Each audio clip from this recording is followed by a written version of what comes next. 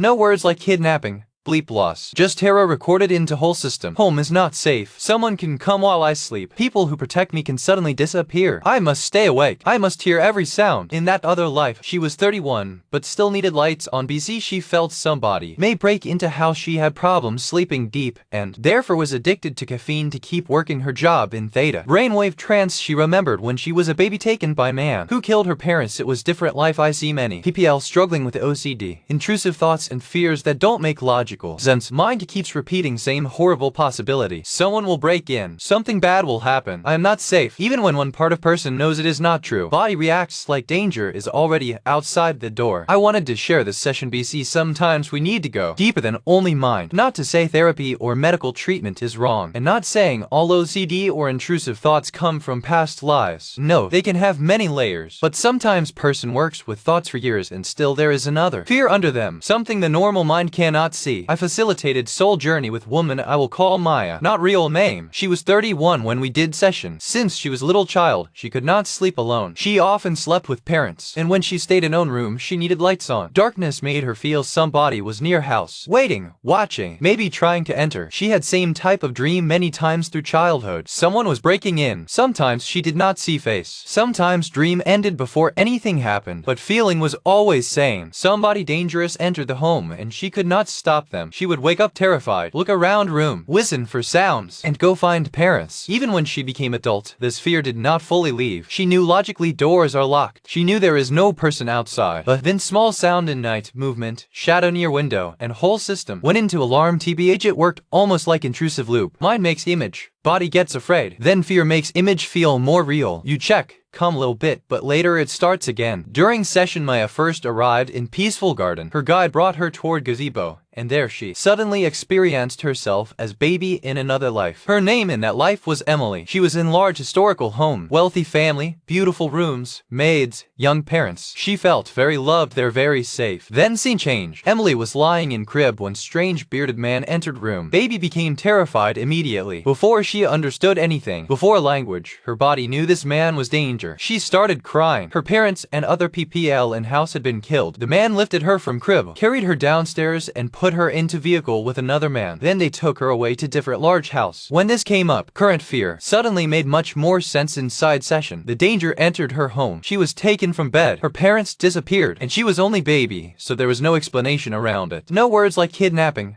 bleep loss. Just terror recorded into whole system. Home is not safe. Someone can come while I sleep. People who protect me can suddenly disappear. I must stay awake. I must hear every sound. In that other life, kind maid looked after Emily and became almost like grandmother to her. But powerful man who controlled house became her new father. Sometimes he was pleasant. Other times he became angry and violent. She grew up knowing she could not really leave. She believed outside this house she had nothing. No family, no money, nowhere safe to go. So fear was reinforced for years. Even safety was mixed with danger. A house looked beautiful, but she was trapped inside it. A man could act kind, then suddenly hurt her. Sleep meant losing control much. Later in journey, after Emily's life ended, she reunited with original parents. She finally felt love and safety she had searched for through whole life. When Maya connected with higher self, I asked why this life was shown. Answer was simple: to show her where her fear comes from. Higher self said around 90% of this fear was released during session. They also gave 3 lessons from Emily's life. Speak up, do not give up, do not let fear take over, and IMO. This is important part. The goal was not only to find interesting past life stories. Story by itself does nothing if fear stays in body. The purpose was to find where alarm began, release emotional charge, and show nervous system that this danger was not happening now. Again, I don't claim every person with intrusive thoughts has same root. Some roots are current life trauma, childhood fear, nervous system conditioning, beliefs, suppressed emotions, physical factors, maybe other layers. Higher self showed the specific life for this specific subject. Human mind said, this fear is irrational. Deeper part was saying, last time I slept safely, somebody came through the door. The adult woman knew house was safe, but baby inside was still listening for footsteps.